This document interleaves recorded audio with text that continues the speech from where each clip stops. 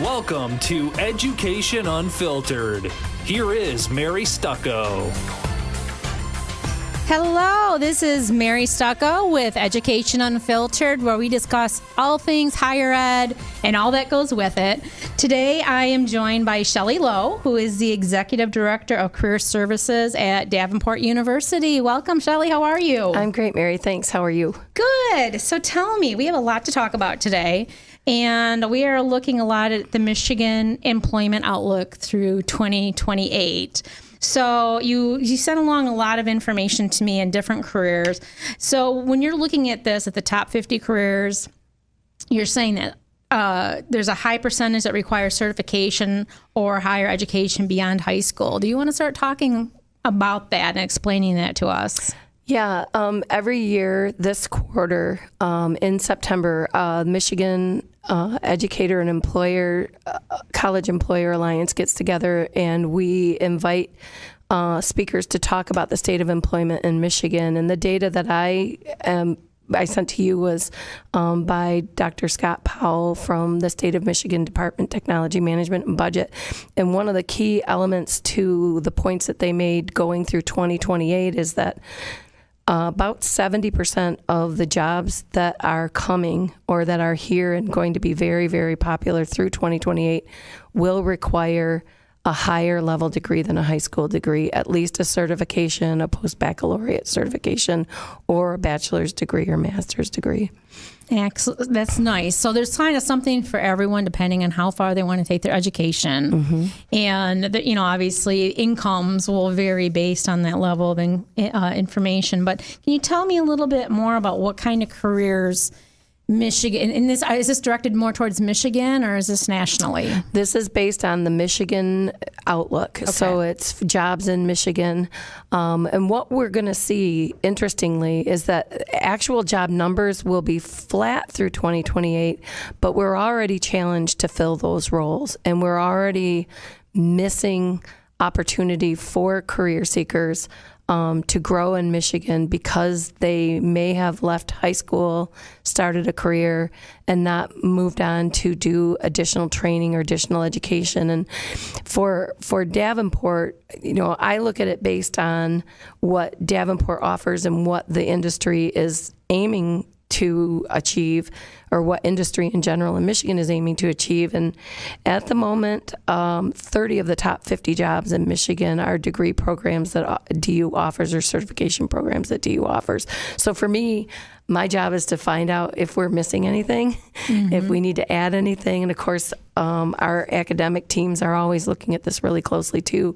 So for us, just understanding the knowledge that's going to be necessary going out for the next, 8 years or 9 years or 10 years is really important.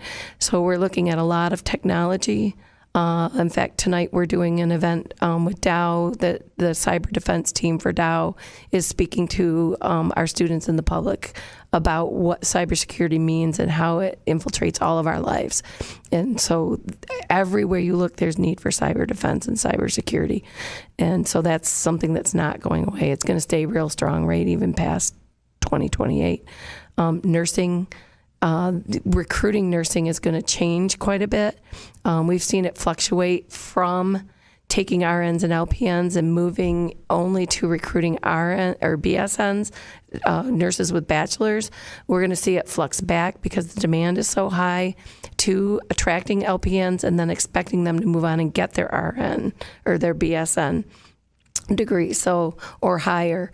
So I think that employers will probably manage the recruitment effectively through attracting talent and offering opportunity so that they can grow talent. And I think that's going to be very, very necessary coming down the pipe over the next 8 years in order to keep good talent and keep it engaged and keep it growing and keep filling the void that is being created by demand. So do you think a lot of these employers will also offer tuition reimbursement to help them progress and help fill those needs better? I think they're going to have to, and many of them already do, and they're already offering incentives for employees to pursue higher levels of education or higher levels of certification or increased numbers of certifications.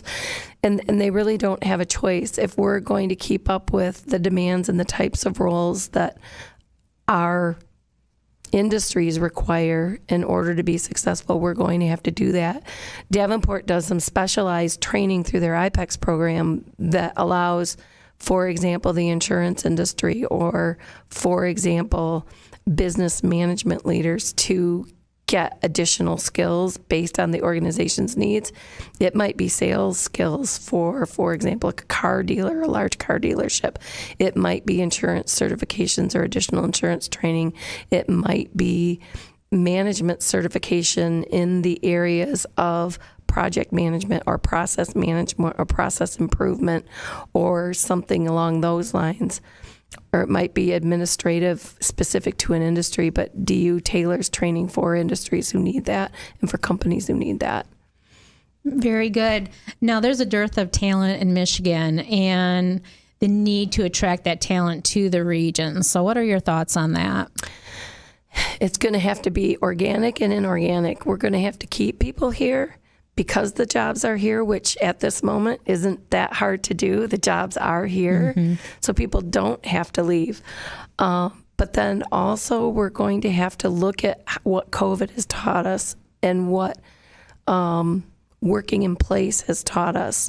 And we're going to have to be attractive to people living all over the country and all over the world from an industry perspective and from an employer perspective, for people who are not interested in leaving Kentucky or not interested in leaving Maine or not interested in leaving Arizona to want to work for us and travel as needed to Michigan, which I could imagine might be much more limited than it used to be. But we have this enormous opportunity to attract talent from all over the world now and not have to have the expense of moving people here. Now, that doesn't help our economy from a population growth perspective, but it does help industry attract talent that may eventually come here once they're embedded and they can grow with an organization and as the organization's needs change. So there's a lot of our opportunity in both the organic and inorganic ways of growing. It's amazing how much thought processes have changed, since the beginning of the year. It's fascinating. Internships. Where do you see those right now? That's an area that I have been watching numbers on for about 13 years, and it's fascinating to me. Our unemployment rate for the last, for the last 2 years definitely has stayed steady, so we're not seeing a lot of change. But what I noticed coming out of 2008, 2009, up to 2012 was until the unemployment rate drops down, if it's high, to below 9% or at 9%, internships sort of dry up. They're keeping and serving the people that work for them. They don't have a lot of extra work. They serve up the project work to their current employees so that they don't have to furlough or let them go or lay them off.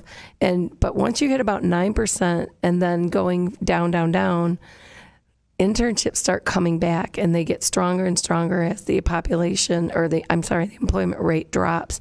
Right now, at the COVID point, we saw internships completely go away March, April, and May of this year. At this point, internships are back, and they're back at a level as high or higher than they were November, December, January, February of last year. So industry was really planning on having a lot of interns. And then all of a sudden we were hit with a curveball. And all of a sudden we had to figure out, all right, what do operations really look like? And now it's gotten to the point where I think industries understand how they operate, how they can operate, how they can work virtually, how projects can get done, how research and analytics can get done, how service can get done. And so now they're starting to see areas where their interns fit again. And it's growing, and we're seeing numbers. I think right now we have over 4,000 internships posted in Handshake, which is our employer recruitment system that almost every college in Michigan uses. And I think there's like 4,300 or 4,400 internships out there right now. Interesting. Are you seeing these internships mostly being virtual, or are you seeing them face to face, or are you seeing a mix? We're seeing a mix. It really depends on the type of role and the type of project or the type of need the organization has. Obviously, analytics can be done anywhere. Purchasing, as long as you have access to a system and can review data, can be done anywhere. But sales and marketing and some of those things do require some frontline activity. The other area that we are seeing more remote activity is definitely in the IT and help desk and those areas, and technology support areas. But when you get to what are commonly the frontline or the people-facing opportunities, we're seeing a lot more people going into the office or going in at least part-time to work with groups and work on teams, even though they can do it collaboratively online in a lot of ways. But I think one of the areas that we don't talk about is federal work study, and that's a federally funded training that comes to students who have a financial need. And I run for the university our off-campus community service work study program, and these students can only work for organizations who provide direct service to the community.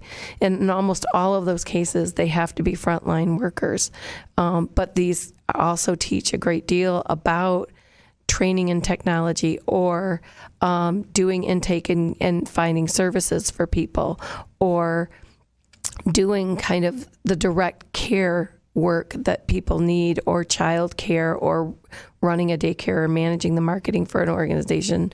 And so many of those, they've been struggling a lot, and many of those can be used as internships because you're doing work based in your program while you're doing federal community service.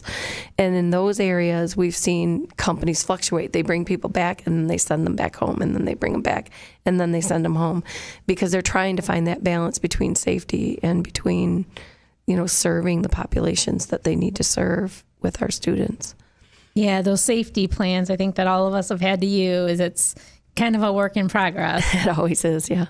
You were talking at Davenport University about doing assessments. Will you talk a little bit more about that as far as placing people? Yeah, our group, the Career Services team, focuses on a number of assessments, but the ones that we focus on most help students identify a direction to go, particularly our students who come in like me. They've been told by somebody, you're going to college. I don't know what I want to do. I kind of like just selling shoes, or whatever. Mm-hmm. And they end up in college, but they don't really know what they want to do. Or they've been in a family of all accountants or all attorneys or all doctors, and they just don't know that that's the path they want to take. We have always done the strong interest inventory. We've always used the ONET online assessment for students in order to help them identify their strengths, their interests, and how they correlate with careers. But we just started using a new one called Pathway U, and it's very similar to the Strong, and it's very similar to the ONET online What I Want to Be assessment. But it actually assesses 3 areas instead of 1. It assesses interests, which they all do.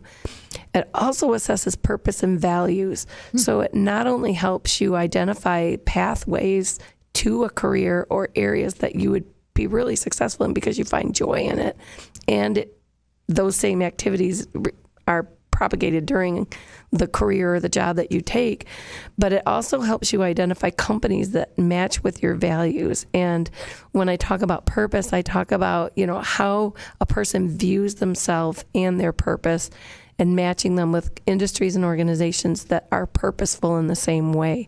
So it gives them a little more in-depth insight into who they are and where they could go with that, and really garner a lot of joy and success from it, from their skills, ability, education, experience, values, and purpose.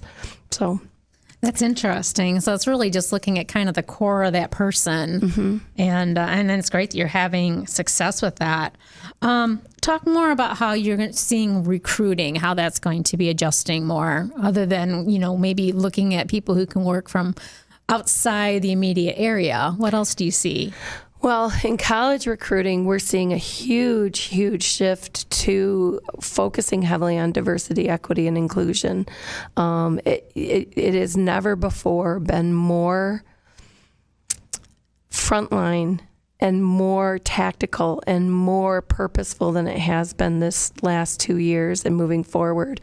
A number of our top employers that recruit with us want to know who our student organizations are, who work with veterans, who work with people with disabilities, who are designed around Black culture or Black students or Hispanic or Latinx students or women in technology, and it goes on and on and on. They want to know who our groups, clubs, and organizations are that they can reach out to, not just our broad student population, because they're all working very hard and very focused on bringing to their workforce a diverse population, diverse views, diverse ideas, and strengthening their organizations that way.